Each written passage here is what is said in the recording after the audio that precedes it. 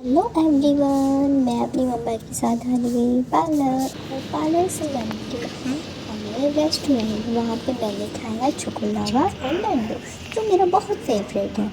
और उसे खाने के बाद हम चले गए टेम्पल।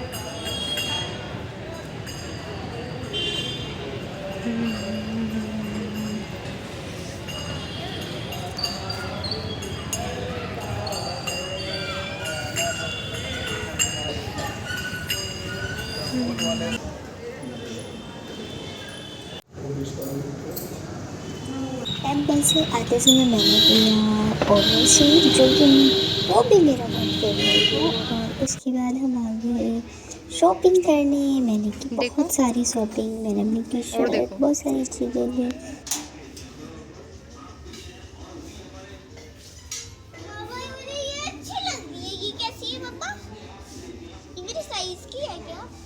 ये ले लो।